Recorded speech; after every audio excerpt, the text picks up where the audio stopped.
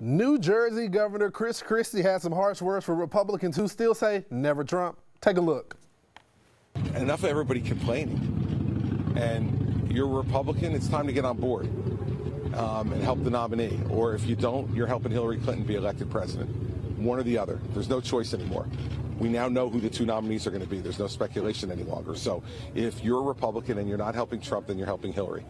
You're helping Hillary. One conservative radio host won't get on board. Joining me now is national radio host of Watchdog on Wall Street, Chris Markowski. Thanks for joining the program, sir. It's a pleasure. How are you? Good. Thanks for joining us. So do you agree with this line that a lot of people are using is if you're not for Trump, then you're voting for Hillary? Well, listen, I'm one of those guys that I don't think elections should be between Yankees and Red Sox, and people end up going with the R and the D. I mean, I live in Florida. You got to watch Gators Knowles. It gets really kind of violent down here when it comes to that stuff. You should be critical of all candidates. And full disclosure, my candidate hasn't won since Reagan. I lost last time with Ron Paul. I was for Rand this time. So I'm an equal opportunity basher on my program. My thing is, I think it's important to be critical of all candidates. The reason being is we're hiring these people for a job. Now, when you get a job, I get a job, we go in for an interview. We're not getting our buttocks kissed by the employer. He wants to know about us, wants to know what all of our various different positions are, what our background is, whether or not we're qualified. And I think we should treat all candidates that way. Okay, so let's get to this. All right. What specifically is it about Mr. Trump that concerns you?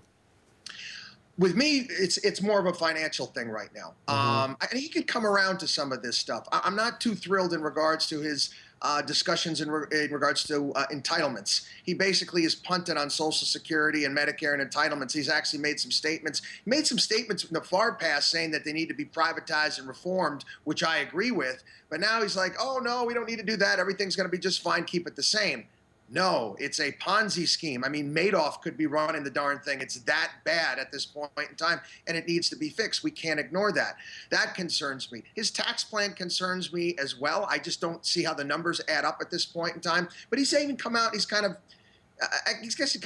hinged himself on this. He says, you know what, everything is a negotiation, which it is. For all intents and purposes. Presidents are going to come out, candidates are going to come out, they're going to promise the sun, the moon, the stars.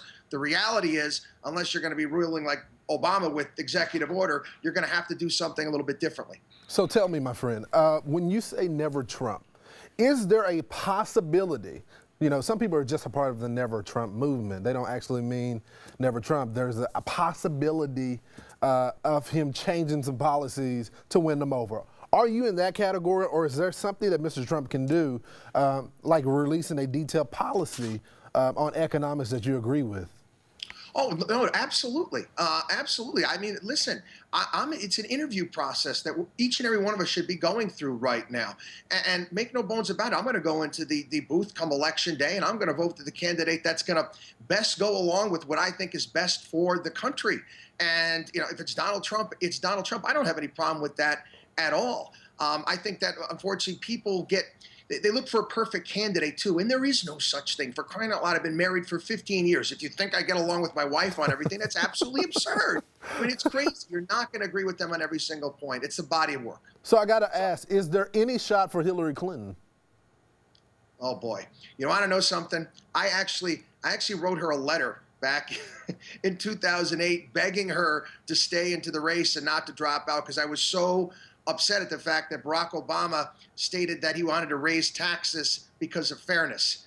But listen, you know what? This is like watching House of Cards. It's like the Underwoods, for crying out loud. What's going to happen next? More stuff coming out every darn day with this people. Who's going to kill each other first? Hey, we're bringing back Vince Foster, for crying out loud. I mean, stuff writes itself. So I got to ask, as it relates to this, you know, new terrorist attack that just happened in Orlando, sad times here in America. Yeah. Do you believe that, I know you're more concerned about the economics of each candidate. Do you believe national security has become a top priority? You know, you may have seen Donald Trump's tweets. He says that he was right and he should, you know, get a pat on the back. Listen, he's much more aligned with my ideas in regards to foreign policy than either Democrats or Republicans.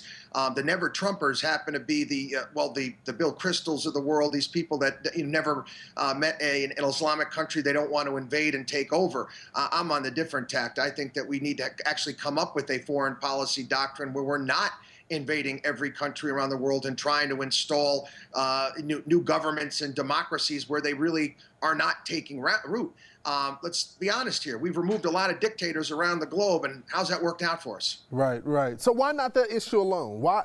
I see some common ground between you and Mr. Trump. Oh yeah. Why not that be the issue? Let that be the issue to win you over on the other side. Oh, there's most certainly that could be one of the issues that does. I hope he sticks with that.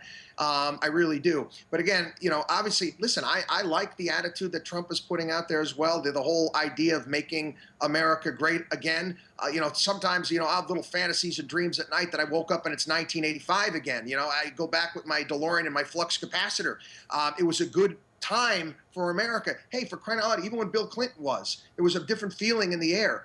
America has turned from an optimistic country to an angry country.